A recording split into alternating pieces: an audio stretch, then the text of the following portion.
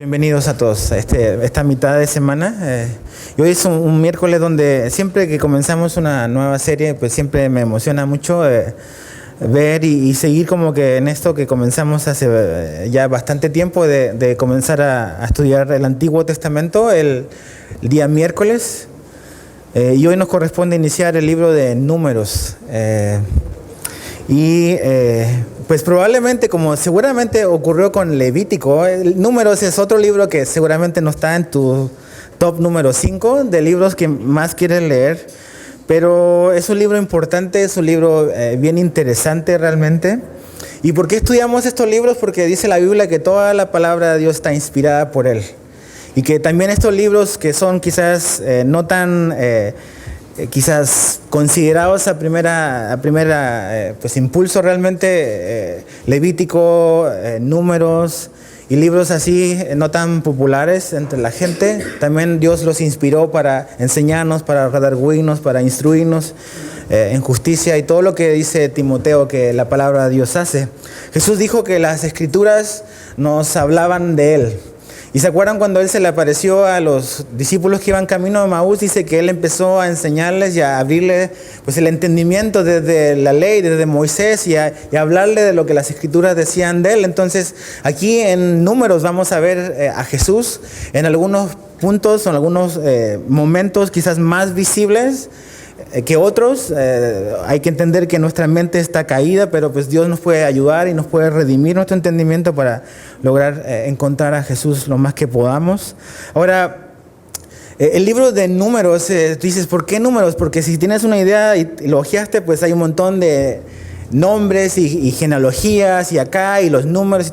Por eso viene la palabra números. Realmente el nombre números tiene que ver porque en este libro hubieron censos, y hay un montón de gente que se menciona y cifras que se dan, pero la palabra números o el nombre números realmente es una traducción que nosotros la conocemos con ese nombre, porque cuando se tradujo el Antiguo Testamento al griego, en ese libro ya aparecía este libro como el libro de números, pero los judíos, los hebreos, no llaman a este libro el libro de números, sino que le llaman en el desierto.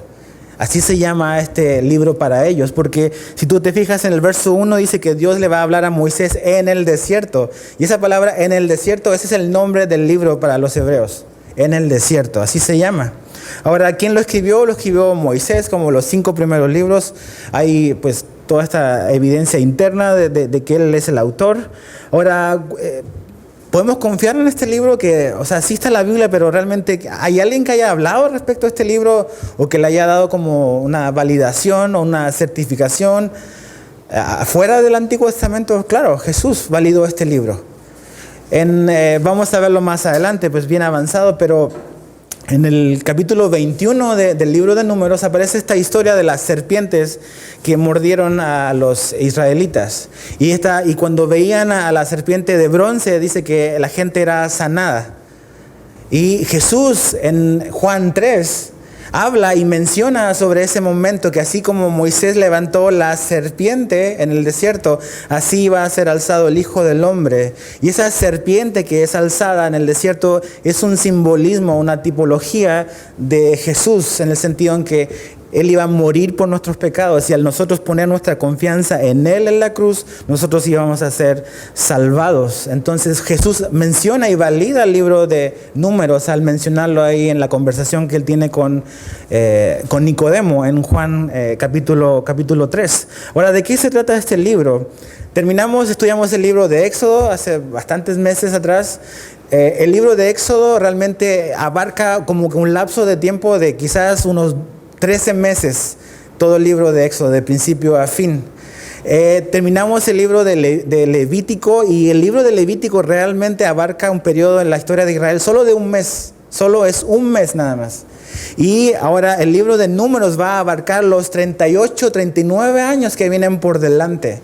Entonces es una cronología bastante larga y extensa del viaje de Israel por el desierto. De hecho, la serie le pusimos así: la travesía del desierto, porque es realmente el viaje ya desde donde ellos están ahí en el monte Sinaí hacia la tierra que Dios les prometió, que va realmente a tardar 38, 39 años a partir de este punto. Ya han estado 13 meses en el desierto. 13 meses en el desierto.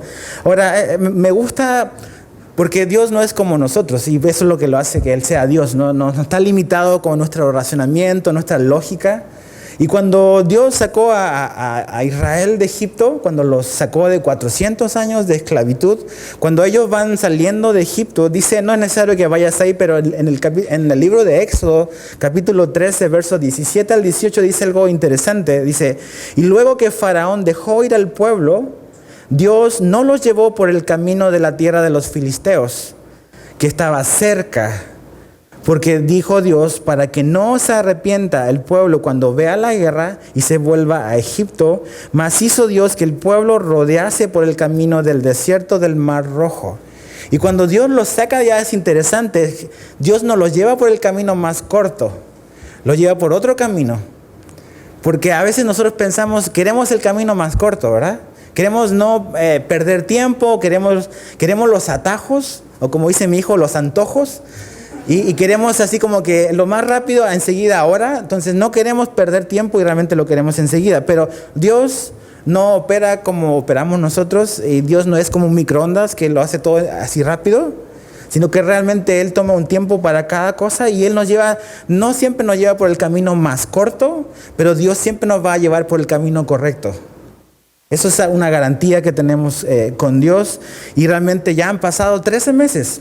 Deuteronomio 1 dice que el viaje desde Sinaí hasta donde recibieron la ley y todo eso, donde vimos Levítico, desde ahí hasta las puertas de la tierra prometida, Cades Barnea, vamos a verlo más adelante, son 11 días de viaje, 11 días. Y 11 días de viaje se transformaron en 39 años de viaje. 11 días caminando, marchando, se transformaron en 38 años. Ahora, aunque Dios tenía el plan de obviamente hacerlos pasar por el desierto, aún y que Dios los hizo dar una vuelta larga en vez de tomar el camino corto, el propósito de Dios su destino no era el desierto, ¿ves? Su destino era la tierra prometida. Entonces, aunque Dios nos haga pasar por un desierto, no significa que Dios te quiera ir para siempre. Entonces, realmente el tiempo ya ha pasado un año, un poquito más de un año, y van ahí como que pues siguiendo a Dios y todo, pero realmente el plan de los 40 años no estaba realmente. Si ellos hubiesen sido obedientes, realmente el tiempo hubiese sido bastante menos de lo que tardó finalmente. Ahora, el camino más seguro entre dos puntos siempre va a ser la voluntad de Dios. El camino más seguro entre dos puntos siempre es la voluntad de Dios. Sea por aquí o por acá. ¿Cuál es el camino de Dios? ¿Dónde me está guiando el Señor? Ese es el camino más seguro que podemos tomar. Ahora, tú dices, a ver, sí está padre o es historia, pero ¿qué tiene que ver conmigo como 4,000 años después? ¿Qué es lo que Dios me puede decir? ¿O qué puedo aprender de este libro? Y es interesante porque el apóstol Pablo menciona habla del libro de Números como un libro bien importante que podamos aprender bastante. Así que vamos ahí a 1 de Corintios, por favor, capítulo 10. 1 de Corintios 10. Deja ahí tu dedo en Números 1. 1 de Corintios 10. Vamos a leer los primeros 12 versículos así rapidito porque es importante entender lo que aquí Pablo nos dice. 1 Corintios 10, verso 1 al 12. ¿Ya están ahí? ¿Sí? Ok, dice así. Porque no quiero, hermanos, que ignoréis que nuestros padres, aquí está hablando de quién, de nuestros antepasados, de ellos, ¿no? De los judíos. Dice, todos estuvieron bajo la nube, ya pues vamos a ver eso de la nube aquí en Números, y todos pasaron el mar, y todos en Moisés fueron bautizados en la nube y en el mar, y todos comieron el mismo alimento espiritual, y todos bebieron de la misma bebida espiritual, porque bebían de la roca espiritual que los seguía, y la roca era Cristo. ¿Ves? Aquí ya en Números aparece, está Cristo en algún momento, en alguna parte, ¿ves? Hay que verlo. Dice verso 5, pero de los más de ellos no se agradó Dios, por lo cual quedaron postrados en el desierto. Ya empieza la parte como trágica del libro de Números. Mas estas cosas sucedieron, y aquí está a donde nos quiere enfocar Pablo.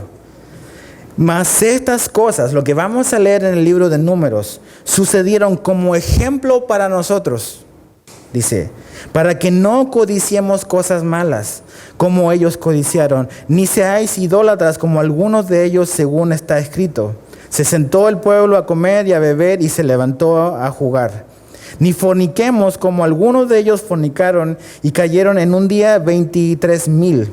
Ni tentemos al Señor como también algunos de ellos le tentaron y perecieron por las serpientes. Ni murmuréis como algunos de ellos murmuraron y perecieron por el destructor.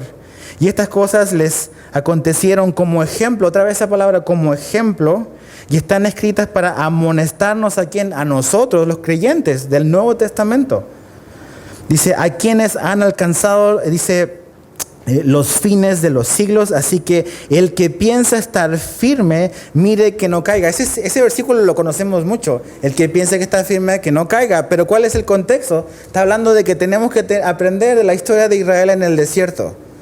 De que a pesar de ser el pueblo escogido por Dios y todas las promesas y las bendiciones que tenía para ellos, realmente de 2 millones de personas o 2,5 millones que salieron de Egipto, solo 2 entraron a la tierra prometida del grupo original.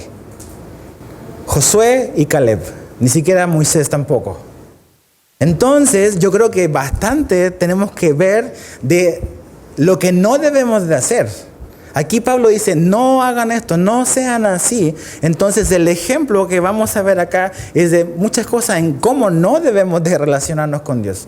Y es para nuestro ejemplo. Ahora, vamos a Números 1, vamos a leer, son bastantes versículos los que vamos a abarcar. Vamos a ir deteniéndolo en lo que es más importante. Y dice así, verso 1 al verso 4 de Números 1. Y dice así, habló Jehová a Moisés en el desierto, ahí está el nombre, en el desierto de Sinaí, en el tabernáculo de reunión, en el día 1 del mes 2, en el 2 año de su salida de la tierra de Egipto, diciendo, toma el censo de toda la congregación de los hijos de Israel, por sus familias, por las casas de sus padres, con la cuenta de los nombres, todos los varones por sus cabezas. De 20 años arriba, todos los que pueden salir a la guerra en Israel, los contaréis tú y Aarón por sus ejércitos, y estará con vosotros un varón de cada tribu, cada uno jefe de la casa de sus padres. Y así comienza este libro, hablando Dios a Moisés, hablando Dios a Moisés. Y sabes que la Biblia se nos muestra a este Dios, a nuestro Dios, a un Dios que se comunica con su gente. Dios es un Dios que quiere darse a conocer y que desde el comienzo se ha dado a conocer. Es un Dios que habla, o es un Dios que se revela, y es un Dios que no está indiferente y no quiere estar desconectado de la realidad en la cual vivimos. Y hemos visto desde Génesis cómo Dios ha hecho las cosas para finalmente revelarse al hombre y poder restablecer esa relación rota. Ahora, este libro es importante, como todos los libros y todo el Antiguo Testamento, porque tenemos que pensar qué es lo que Dios está haciendo a través de la historia. Dios está armando y está revelando y está quitando el velo del plan para redimir a toda la humanidad. En Génesis 12 vimos cómo Dios llamó a un hombre llamado Abraham y le dijo y le prometió que su descendencia iba a ser como las estrellas en el cielo y que a través de él todas las familias de la tierra iban a ser bendecidas. Entonces aquí hay varias familias entre nosotros. Y esa promesa que Dios le dio a Abraham también es para nosotros. ¿En qué sentido? ¿Cómo todas las familias de la tierra iban a poder ser bendecidas? Por la descendencia y alguien que iba a venir a través de la familia de Abraham. Y es Jesús, ¿ves? Dios llama a un hombre llamado Abraham para revelársele, para llamarlo, siendo un hombre pagano e idólatra como era Abraham antes de conocer a Dios.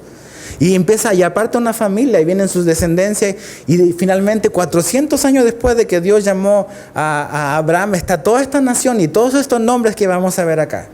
¿Y por qué es importante? Porque de esta nación, de este hombre que se transformó en una familia, y esa familia se transformó en una nación grande, ¿quién es el que va a venir? Va a venir Jesús. a salvarnos a todos nosotros. Eso es la importancia del Antiguo Testamento, es ver cómo Dios está revelando su plan para salvarnos. Pero aquí está Dios comunicándose con Moisés. Dios le llamó en Éxodo 3, Dios le habla cuando estaba ahí 40 años en el desierto y lo único que escuchaba Moisés era "Bé", después de estar en Egipto. Estaba escuchando ovejas y ahí 40 años Dios fue transformando su carácter y Dios finalmente de 40 años después lo llama y se le revela y le habla, lo usa para sacar a Israel de la esclavitud en Egipto y a través de todo Dios les ha venido hablando, Dios les ha venido mostrando y Dios se comunica con ellos, Dios los dirige. ¿Sabes qué? Dios no nos salva y no nos ha salvado para dejarnos botados e incomunicados en el camino. Dios cuando te llama, cuando Dios nos salvó a través de Jesús, Dios no nos va a dejar abandonados. Dios nos deja abandonados. A pesar de todo lo que vamos a ver que va a ocurrir en el desierto, Dios no los deja abandonados ahí, como nación. Dios habla. El Nuevo Testamento, Hebreos 1, dice que Dios habló de muchas maneras y de muchas formas antes. Pero dice, pero ahora nos ha hablado a través de ¿quién? A través del Hijo, a través de su Hijo. Hebreos 1 y 2. La perfecta revelación, la comunicación más clara y nítida de Dios hablándole a la humanidad se llama Jesús. Jesús es Dios hablándonos. ¿Ves? Es como cuando a veces quieres sintonizar una radio, ¿no? Y como que de repente, así como que no escuchas, sobre todo si es una radio AM, como que la señal se pierde. Y como que le agarras así un poco, pues así quizás era el Antiguo Testamento. Hay ciertas cosas que entendías, hay ciertas cosas que estaban claras, otras quizás no tan entendibles para nosotros, pero con Jesús es como escuchar en FM Dolby Stereo. Así. Como es claro, cómo Dios nos habló, cómo Dios se reveló a nosotros, a la humanidad a través de su Hijo. Colosenses dice que Jesús es la imagen visible del Dios invisible. Por eso que Dios no tolera la idolatría, crear imágenes. ¿Por qué? Porque ese lugar estaba reservado para Jesús. Porque Jesús iba a ser la perfecta revelación de quién es Dios para con nosotros. Entonces Dios habla, Dios se comunica. Dios le habló a Moisés. Ahora, ¿qué es lo que le habla? Fíjate en el verso 2. Dice, tomad el censo. Entonces ahí viene ya los números. ¿Qué es un censo? Con un censo tú puedes realmente... Es como un padrón o una lista de la población. Realmente ellos han estado ahí en Egipto, realmente probablemente no saben cuántos son completamente. Entonces un censo te ayuda como a ubicarte dónde estás, qué es lo que tienes y qué es lo que no tienes. Entonces hay un censo que va a ocurrir y Dios empieza a hacer este censo con un propósito bien claro. Si te recuerdas lo que acabamos de leer, dice que este censo era para elegir hombres, dice, mayores de 20 años, dice, ¿para qué? Para que estuvieran aptos para ir a la guerra, para ir a pelear. Ahora, la palabra salir a la guerra, la palabra guerra aparece 14 veces en el capítulo 1, 14 veces. Tú dices, ¿cómo que eso de la guerra? ¿Y por qué Dios está pensando en esto? ¿Sabes por qué? Porque el que Dios esté guiando el camino o el que Dios esté dirigiendo el camino de alguien, eso no significa que el camino va a estar exento de conflictos.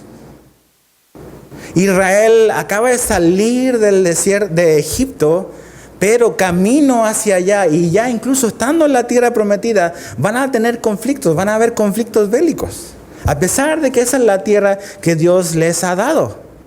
Y es de la misma manera nosotros, el hecho en que Dios nos haya salvado y que Dios nos haya llamado y estemos caminando siguiendo a Jesús, no significa que nuestro caminar con Jesús es un camino sin conflictos, sin problemas, sin oposición. Van a haber conflictos y va a haber oposición.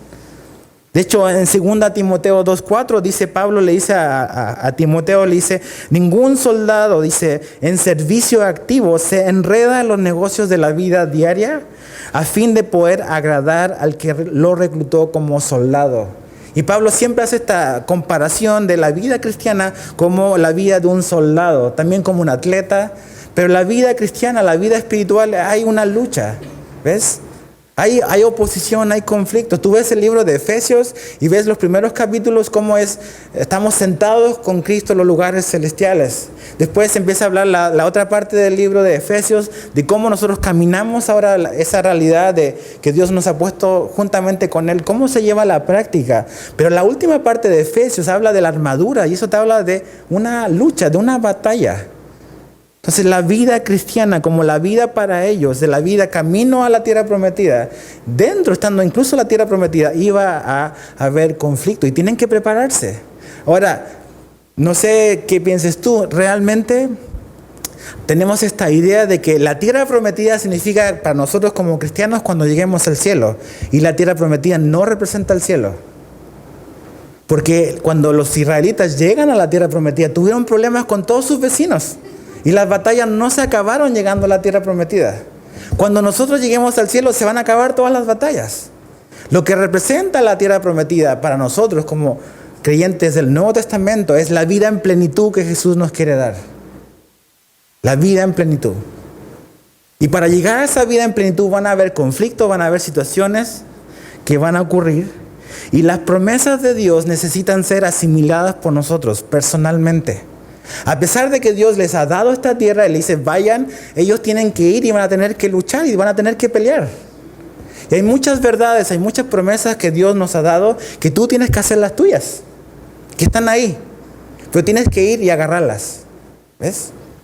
No te puedes quedar sentado como que pasivo, sino que realmente tienes que hacer un acto de fe y asimilarlo en tu vida, hacerlo tuyo, como las promesas que Dios nos da en Efesios. Todo lo que tenemos en Cristo Jesús, todas esas bendiciones espirituales que tenemos en Él. ¿Ves? Estos hombres, o millones de gentes, 2 millones, 2 millones y medio, no sabemos exactamente cuántos, ellos salieron de la esclavitud, salieron de Egipto, pero nunca experimentaron la plenitud de las promesas de Dios porque esa generación no llegó a la tierra prometida. Y quizás hoy en día, quizás eres tú uno de ellos. A lo mejor eres un cristiano que Jesús te salvó, pero todavía no has experimentado la plenitud de todo lo que Jesús te quiere dar. Y estamos ahí como que a medio camino. Como que sí y no, y como que no sabemos. Ahora fíjate lo que dice el verso 4, es interesante. Dice que Dios empieza a organizar todo esto, empieza a prepararse. De hecho, esto es una preparación. Dice verso 4, cada uno jefe de la casa de sus padres. Y empieza a organizar Dios a toda la gente. Dios, aquí vemos que es un Dios de orden. Y la preparación es importante. No es como que lo saco y ya lo llevo en automático a la tierra prometida. Hay una preparación para todo. ¿A cuánto nos gusta esperar y prepararnos para algo? Y como que, a ver, ¿qué tenemos que hacer? A ver, ¿qué no tenemos? Y nosotros queremos irnos ya y como que no perder tiempo. Pero Dios es un Dios de pasos, ¿ves? Es un Dios de orden. Y aquí vemos cómo Él empieza a organizar. Y ¿sabes qué? A veces tenemos esta idea de que la fe es como que libertad, pero como libertad desorden. Pero la fe no está peleada con la organización y con la planificación. Fe no significa improvisación.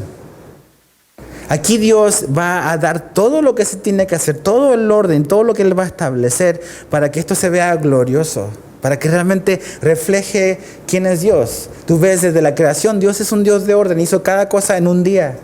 Y como todo tiene un orden y el universo está en orden, si no sería un caos. Y cómo vemos cómo Dios organiza y planifica y es el plan y es la estrategia de Dios.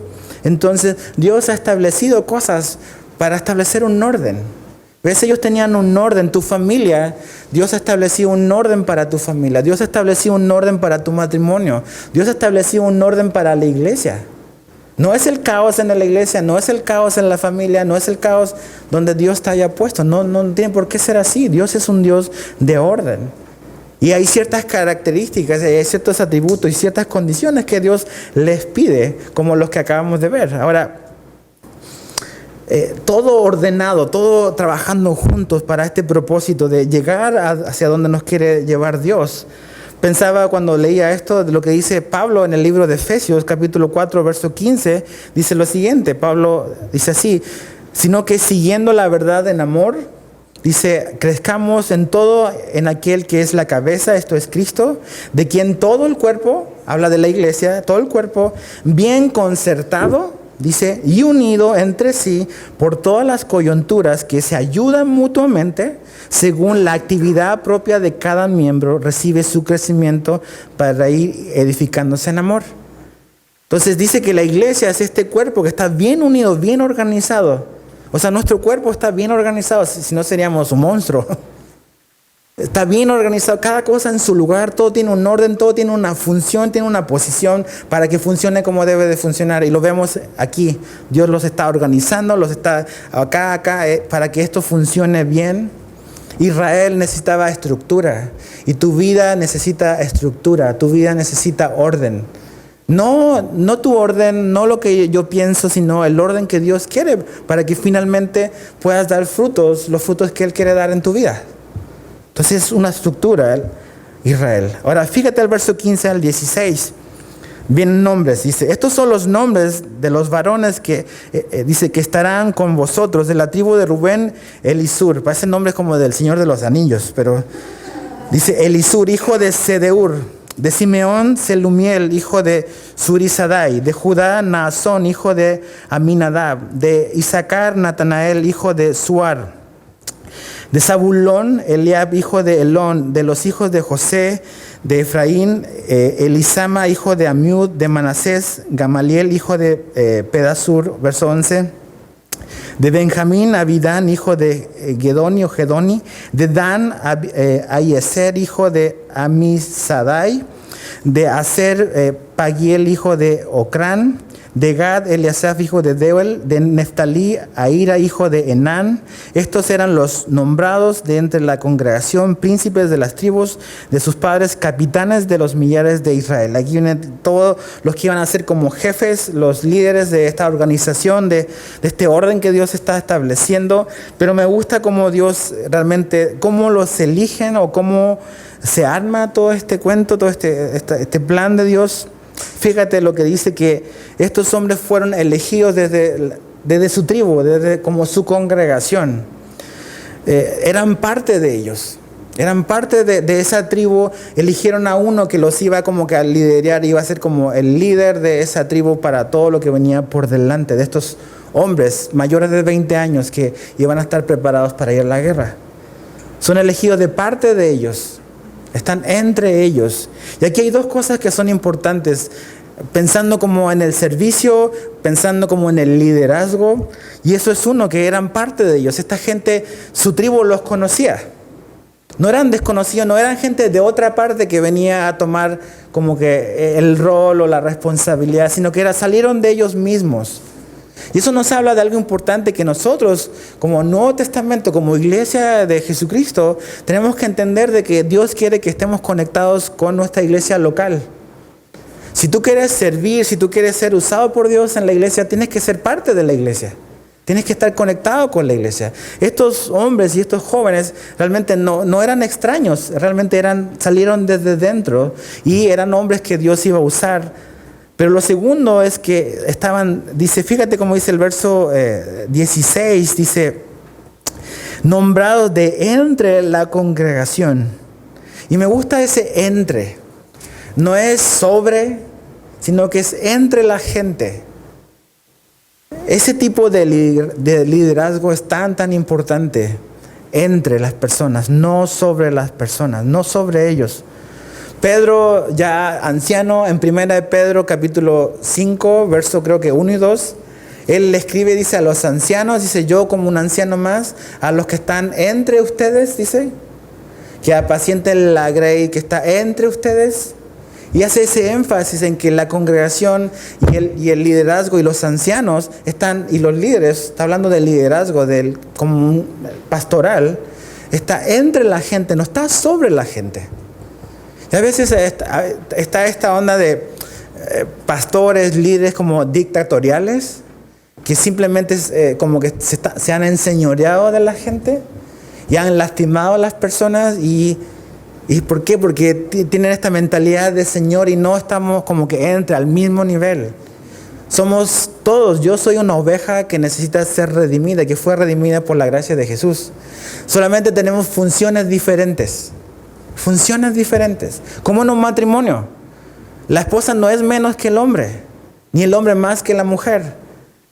Para Dios somos iguales, pero Dios nos ha dado funciones diferentes al esposo y a la esposa.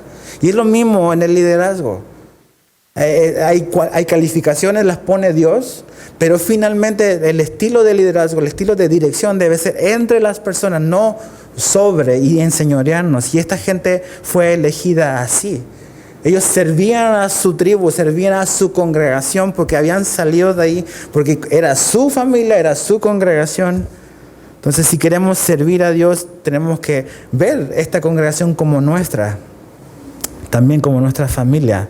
El verso 17 al 19 dice: tomaron pues Moisés y Aarón a estos varones que fueron designados por sus nombres y reunieron a toda la congregación en el día primero del mes segundo y fueron agrupados por familias según las casas de sus padres, conforme a la cuenta de los nombres por cabeza, de 20 años para arriba. Dice como Jehová lo había mandado, y esa palabra aparece muchas veces en el libro de Números, como Jehová lo había mandado o habló Jehová. Dice, a Moisés los contó en el desierto de Sinaí. Entonces, los primeros capítulos podríamos decir es la estrategia de Dios. Ok, vamos a prepararnos. No es como que llegar y partir. De hecho, la preparación abarca del capítulo 1 al capítulo 10, verso 10. Todos esos 10 capítulos es vamos a prepararnos simplemente. A veces pensamos, no, vamos a darle, vamos a venir a servir el domingo y no vamos a orar, no vamos a hacer nada, vamos a llegar nada más. La preparación es importante. Se prepararon 10 capítulos para salir del viaje. Entonces, pero el plan es de Dios, ¿ves? El plan es de Dios, pero aquí vemos la obediencia de Moisés. 3 palabras importantes, claves ahí. Tomaron, reunieron y agruparon. Fíjate. Tomaron, reunieron y dice que fueron agrupados por familia. Eso te habla que Moisés y su hermano obedecieron al plan de Dios. Hicieron lo que Dios les estaba pidiendo. Fueron diligentes. Una persona diligente es alguien cuidadoso, alguien exacto, alguien activo. Así lo traduce el diccionario. Diligente es alguien cuidadoso, es alguien exacto y es alguien activo. Entonces, la diligencia o qué tan diligente yo pueda ser va a estar determinado por qué tanto me apego al plan original, qué tanto cumplo lo que se me pide hacer.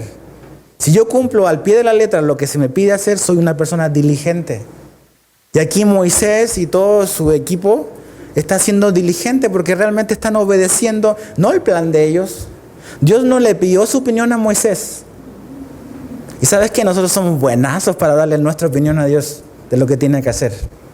Dios, ¿sabes qué? Yo creo que vete por aquí porque creo que por acá es mejor. Entonces ya nosotros somos Dios y es Él el que recibe las instrucciones. Aquí en ninguna parte dice, a ver Moisés, platiquemos, ¿qué piensas? A ver, con toda tu experiencia de Egipto, ya pasaste por 40 años, ya te graduaste del 40 años del seminario, en el desierto. Entonces dame tu feedback, ¿no? No. Simplemente lo que Dios esperaba a Moisés es obediencia, confianza en Él. Obediencia, confianza, diligencia. Dios no necesita nuestras sugerencias. Nosotros necesitamos la dirección de Dios en nuestra vida. Israel lo necesita. Tú lo necesitas. Yo lo necesito. Ahora, del verso 20 al 44, no vamos a leerlo todo. Lo siento, es como las películas, cuando terminan las películas y aparecen todos los créditos. Los que trabajaban en la película se quedan para ver su nombre, ¿no? Pero pues a veces... Vamos a leer los primeros versículos porque se repite. Es como un patrón. Dice verso 20. De los hijos de Rubén, primogénito de Israel, por su descendencia, por sus familias, según las casas de sus padres, conforme a la cuenta de los nombres por cabeza, todos los varones de 20 años para arriba, todos los que podían salir a la guerra, esa palabra salir a la guerra se repite en todos. Los contados de la tribu de Rubén fueron 46,500. Y empieza a nombrar a ya esta familia. ¿Te acuerdas? Abraham tuvo a ¿quién? ¿Quién era el hijo de Abraham? Isaac. ¿Cuál fue el hijo de Isaac? Jacob. Que Dios le cambió el nombre a Israel. Jacob es como engañador, un pillo. Y Dios le cambia el nombre a Israel, que quiere decir gobernado por Dios. Esos son los cambios que Dios hace. Y tuvo esta familia y se está cumpliendo lo que Dios le prometió a Abraham en Génesis 12. La familia ya ha crecido. En 400 años son millones de personas. Y Dios va a cumplir su promesa. Va a venir alguien que va a bendecir a todas las familias de la tierra. Y aquí están estos hijos, esta familia disfuncional. ¿Se acuerdan cuando estudiamos Génesis? O sea, Jacob dice, ¿cómo puede ser un patriarca ese hombre con todo lo que hizo? Sus hijos, un desastre. Pero ahí está la gracia de Dios en el Antiguo Testamento. ¿Cómo Dios puede llamar a personas así? Ese es nuestro Dios que nos llamó a personas como nosotros. Y empieza hablando de Rubén y puedes leerlo después con calma hasta el verso 43. Cada familia, cada grupo, cada tribu aportó hombres mayores de 20 años aptos para prepararse para ir a la guerra. Rubén 46.500, Simeón 59.300, Gad 46.650. Judá es el que mayor aportación hace, de esa la tribu de la cual viene Jesús. Judá 74.000 hombres. Isaacar 54.400, Zabulón 57.400, Efraín y Manasés son los dos hijos de José. Son nietos de Israel, pero aparecen como las tribus. Efraín 40.050, Manasés 32.200, Benjamín 35.400, Dan 62.700, Aser 41.500, Neftalí 53.400 hombres para prepararse, que hace una suma total de 603.550 hombres mayores de 20 años aptos para la guerra. Eso te habla de cuántos eran los israelitas, un chorro, porque estos son solamente jóvenes soldados. Es el ejército que están armando para defenderse, para protegerse. Entonces 2 millones y medio probablemente. Ponte en los zapatos de Moisés. Imagínate, Cancún, no sé, como 3 veces Cancún. Todo Cancún, ahí caminando por el desierto. Y Moisés así como que, ay, ¿qué voy a hacer? ¿Ves? Esto es Dios que los saca, es Dios que los guía. Moisés no llega ni a la esquina con ellos. Es Dios. Y ves cómo cada quien aporta y cada quien es parte y cada quien Dios los involucra. Y vemos lo mismo también nosotros hoy en día. Dios no nos necesita, pero Dios nos hace partícipe de su obra. Y Él nos involucra y quiere que nos involucremos. Y ves la belleza de la variedad del plan de Dios, de ver tantas personas diferentes. Y lo que lo hace hermoso es que cada persona está en el lugar que Dios le ha designado. Y eso es lo ideal, eso es lo perfecto, por eso se ve hermoso, porque cada persona está haciendo lo que Dios le pidió hacer y lo está haciendo bien. Aunque tú dices, oye, pero no aparece mi nombre, solo aparezco en un número, pero que seas parte ya eso es suficiente, que seamos parte. Mira, hagamos las cosas, sirvamos a nuestro Dios, no para que nuestro nombre aparezca en alguna parte, sino simplemente para la gloria de Dios, para la gloria de Jesús. No para obtener reconocimiento a este lado de la eternidad, sino para que Jesús sea dado a conocer. Fíjate, el verso 44 es como un resumen. Dice, estos fueron los contados de los cuales contaron Moisés y Aarón. Dice, con los príncipes de Israel, 12 varones, uno por cada casa de sus padres. Y todos los contados, esa palabra contados aparece muchas veces.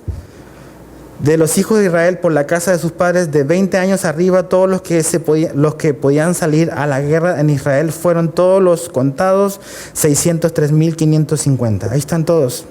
Pero fíjate, hay una excepción, hay un grupo que no va a salir a la guerra. Son los levitas. Fíjate, verso 47. Pero los levitas, según la tribu de sus padres, no fueron contados entre ellos. ¿Por qué? Porque habló Jehová a Moisés diciendo, solamente no contarás la tribu de Leví, ni tomarás la cuenta de ellos entre los hijos de Israel, sino que pondrás a los levitas en el tabernáculo del testimonio y sobre todos sus utensilios y sobre todas las cosas que le pertenecen. Ellos llevarán el tabernáculo y todos sus enseres, y ellos servirán en él y acamparán alrededor del tabernáculo. Y cuando el tabernáculo haya de trasladarse, acuérdate que el tabernáculo era una tienda, básicamente. O sea, avanzamos y tenemos que desarmar todo. Es como la gente que va a los conciertos. ¿Cómo se llama? Los que desarman y arman. El backstage, ándale.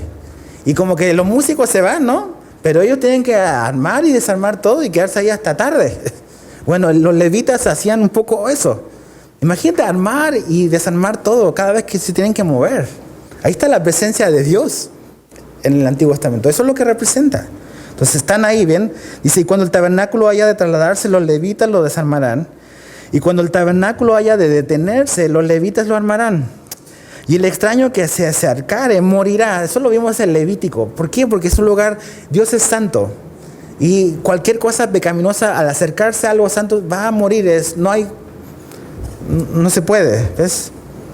Dice verso 52, los hijos de Israel acamparán cada uno en su campamento y cada uno junto a su bandera por sus ejércitos, pero los levitas acamparán alrededor del tabernáculo del testimonio para que no haya ira sobre la congregación de los hijos de Israel, y los levitas tendrán la guarda del tabernáculo del testimonio. Entonces no solamente como que arman y desarman, son como protegen el lugar, porque no, el que se meta va a morir, porque ahí está la presencia santa de Dios. Entonces como que guardan. Dice verso 54, y fíjate, es importante, e hicieron los hijos de Israel conforme a todas las cosas que mandó Jehová a Moisés, así lo hicieron. Y vemos esto es bueno ahora, ¿ves?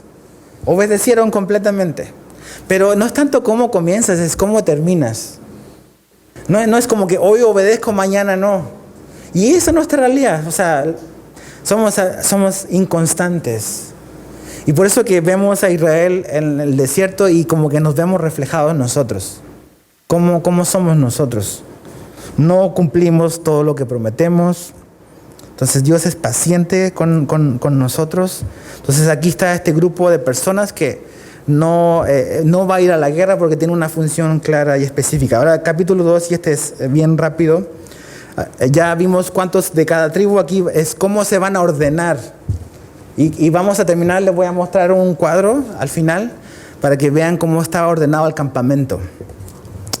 Capítulo 2. Habló Jehová a Moisés y a Aarón diciendo, los hijos de Israel acamparán cada uno junto a su bandera bajo las enseñas de las casas de sus padres, alrededor del tabernáculo de reunión acamparán. Entonces me gusta aquí porque también ves cómo Dios es orden. No es caos, no es como que la masa y quién sabe quién es el líder, quién sabe dónde está mi grupo. O sea, tenían banderitas para ubicarte, dónde tenías que ir. Es señalética. Es señalética. O sea, ¿dónde tengo que ir? Como que allá está mi grupo. Entonces Dios es un Dios de orden, incluso en esas cosas. No es caos, no es desorden. Y ¿sabes qué? Por 13 meses, pues cada quien ha andado así desordenado, realmente. O sea, no están agrupados como Dios los quiere agrupar. Pero Dios ya los empieza a poner en orden. Empieza a decir, ok, tú vas a estar acá, tú acá, y esto tiene un orden. Pablo dice que hagamos todo en orden y en decencia. Ese es el carácter de nuestro Dios, orden y decencia, y lo vemos acá. Ya los 13 meses de gracia, de desorden se acabaron, muchachos. Vamos a alinearnos, tú por acá y por acá. A veces veo a los anfitriones cuando ustedes llegan y algunos se sientan re felices donde les dicen y otros no. Y dicen, no, o sea, yo me quiero sentar acá. Y los pobres anfitriones así como que, bueno, ni modos. Imagínate, con eso nos hacemos nuestro pancho a veces. Y como Dios nos dice, te quiero llevar acá. Y no, ¿qué onda, Señor? Yo quiero sentarme donde yo quiero. Así somos, ¿ves? Dios es un Dios de orden. Verso 3 al 9. Estos se acamparán al oriente, al este. La bandera dice del campamento de Judá por sus ejércitos, y el jefe de los hijos de Judá, Naasón, hijo de Aminadab, su cuerpo de ejército con sus hijos de Judá, Naasón, hijo de Aminadab, su cuerpo de ejército con sus contados, 74,600. Junto a él acamparán los de la tribu de Isaacar, y el jefe de los hijos de Isaacar, Natanael, hijo de Suar, su cuerpo de ejército con sus contados, 54,400. Y la tribu de Zabulón, y el jefe de los hijos de Zabulón, Eliab, hijo de Elón. Hay varios nombres para tus hijos. Y el cuerpo de ejército con sus contados, 57.400. Todos los contados en el campamento de Judá, 186.400. Por sus ejércitos marcharán delante. Entonces aquí viene, Dios empieza a decir, ok, ya están agrupados, ya sabemos cuántos son. Esta es la formación, como una formación militar. Así nos vamos a ordenar. Ni siquiera eso Dios lo deja al azar. ¿Sabías que Dios es un Dios detallista? Es detallista. Él no deja cabos sueltos.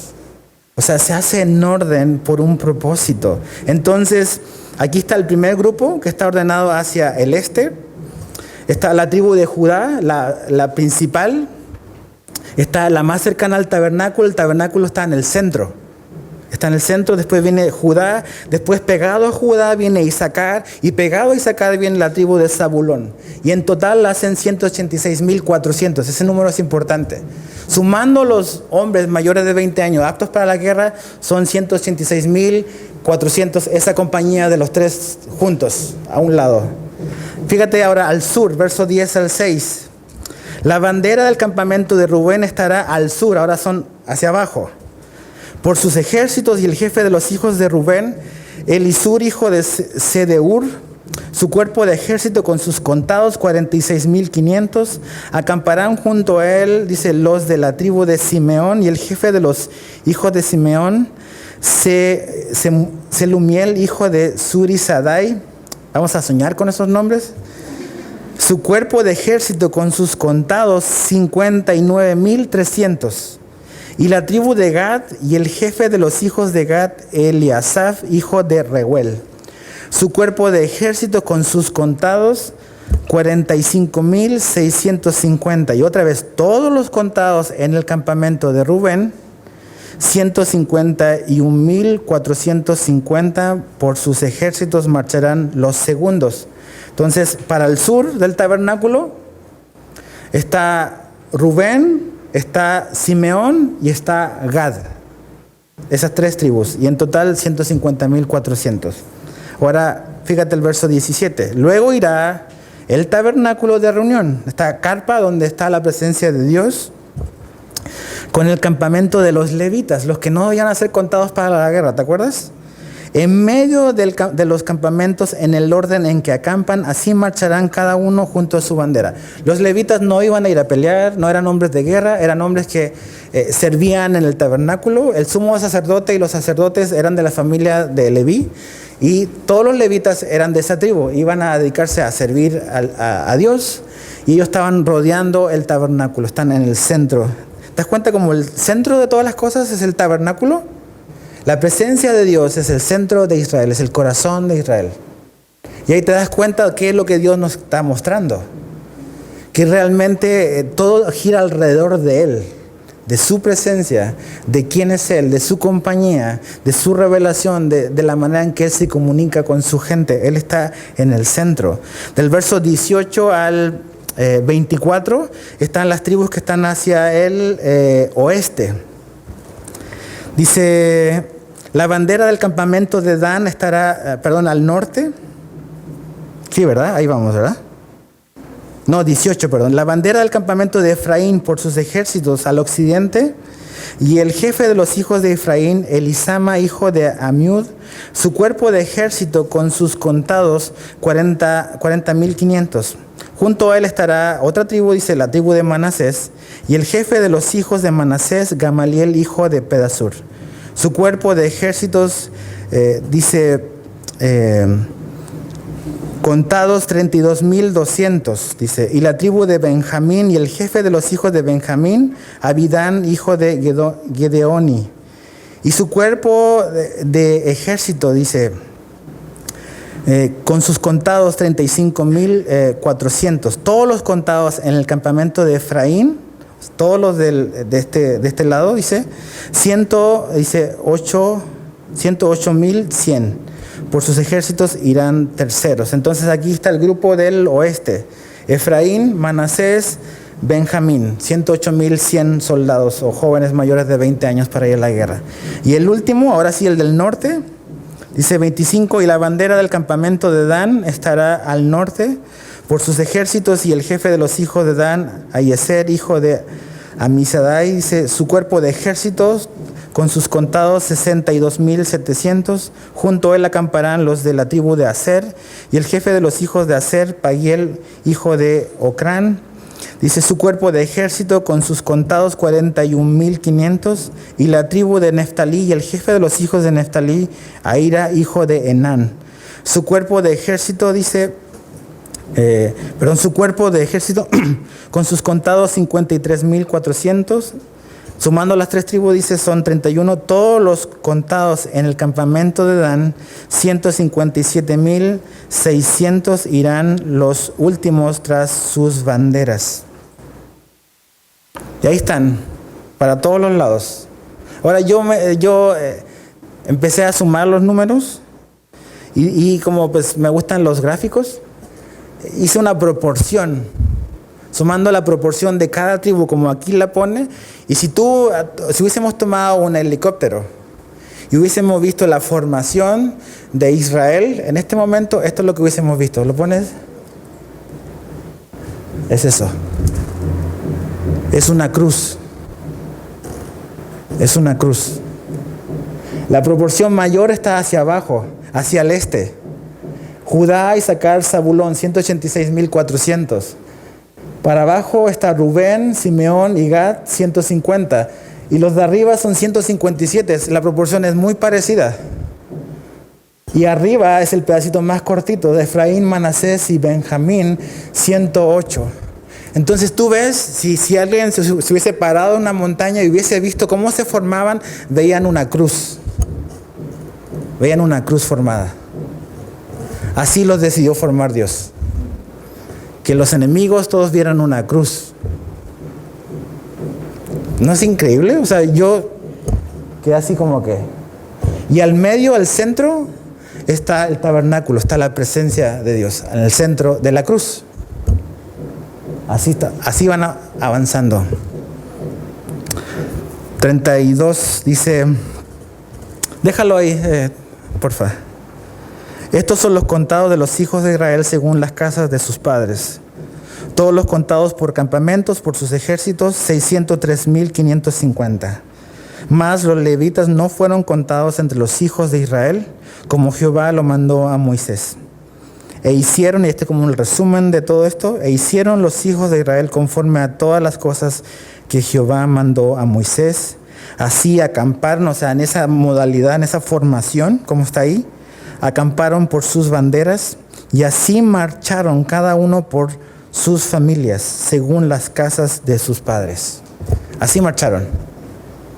El este está para acá, van probablemente avanzando hacia el este. Judá está donde se va avanzando porque Judá va marcando la pauta de hacia dónde va. Ellos son los principales. Jesús es el que va liderando. La tribu de Judá, la que va marcando la pauta. Y eso es lo que se vería desde arriba. Así. La formación de la cruz. Como resumen, ¿qué podemos conocer de Dios en estos dos capítulos? Primero, que Dios habla. Que Dios habla. Que Dios se quiere comunicar. Que así como les habló a ellos, dice que Dios nos ha hablado a través de Jesús. Ves a Jesús comunicándose con nosotros. ¿Cómo nos ha hablado Dios? Nos ha dejado su palabra. La palabra profética más segura, más confiable es la Biblia. No es lo que alguien le habló a alguna persona por ahí. Es la palabra escrita, inspirada de Dios. También vemos que Dios es un Dios de orden. No es de desorden. Que Él tiene una estructura, una organización. Y cuando hablo de organización, no es una empresa, sino que me refiero que Él está organizado. Toda su creación está organizada. Dice la Biblia que los cielos demuestran la gloria de Dios. Cómo Dios es un Dios de orden y cada estrella tiene un nombre y está en su lugar. Aquí cada tribu y cada hombre está en el lugar que Dios le puso. Y sabes que Dios te ha puesto en un lugar a ti, en una posición. Y te ha dado un don, te ha dado un talento. Y ves cómo en el Nuevo Testamento habla del cuerpo, que es la iglesia, que es el cuerpo de Cristo. Y cómo cada quien, al creer en Jesús, ha tomado un lugar, una posición. Y Dios le ha dado un don para usarlo. Y si nosotros ejerciéramos el don que tienes, porque si eres cristiano tienes un don, mínimo uno. Sí, sería una sinfonía, porque cada quien estaría haciendo y estaría ocupando el lugar que Dios le dio a ocupar. Pero a veces desentonamos porque no estamos usando lo que Dios nos ha dado y no estamos en el lugar que Dios nos ha puesto. Entonces Dios es un Dios de orden, organizado. Número 3, Dios es un Dios súper sabio. Súper sabio. No necesita nuestra opinión de cómo hacer las cosas. Jesús no necesita nuestro consejo de cómo organizar su iglesia. Nosotros necesitamos su consejo. Él es la cabeza de la iglesia, dice la Biblia. Entonces, Él ha puesto a cada persona en un lugar. ¿Y sabes qué? Donde Dios te haya puesto, debes estar contento. Tener contentamiento. Porque Dios te ha considerado para ser parte de su iglesia. Y Dios te ha dado lo que necesitas para crecer juntos, organizados, para que esto, si los cielos cuentan la gloria de Dios, yo creo que la iglesia está para contar la gloria de Jesús, para reflejar la gloria de Jesús. Y por último, Dios quiere ser un Dios central en la vida de sus hijos. El tabernáculo está en medio de todo. La presencia de Dios está en medio del campamento. Y Dios quiere que su presencia esté en medio de nuestra vida. Que todo está organizado en base a dónde estaba el tabernáculo. El tabernáculo está aquí, entonces de aquí es para acá la formación, de aquí está para... Pero el tabernáculo marca todo hacia dónde vamos. Y la presencia de Dios debe de guiar nuestra vida y debe de marcar nuestra vida, la comunión con el Señor. Entonces, van bien hasta ahora. Dios hablando, Dios comunicándose, ellos obedeciendo. Entonces, que Dios nos hable, qué cosas de nuestra vida debemos de poner en orden. Y glorificar a Dios a través de eso. A veces yo no soy tan organizado como quisiera. Aunque quizás si quisiera, a veces es simplemente una excusa de no querer organizarme. Pero sí, algo que Dios me mostró mucho es eso. Fe no está peleado con planificación. O sea, fe no es improvisación. Aquí Dios establece un plan, una ruta, algo que se tiene que hacer para avanzar hacia donde Él nos quiere llevar. Entonces, es importante entender eso. Señor, te damos gracias por esta historia, esta travesía que está comenzando con este pueblo de millones de personas, de cómo tú les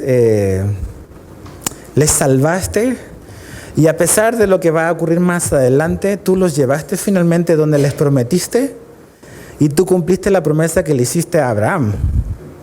Entonces, Señor, tú eres un Dios que no falla, que no se equivoca, que realmente eres fiel a pesar de nuestra infidelidad.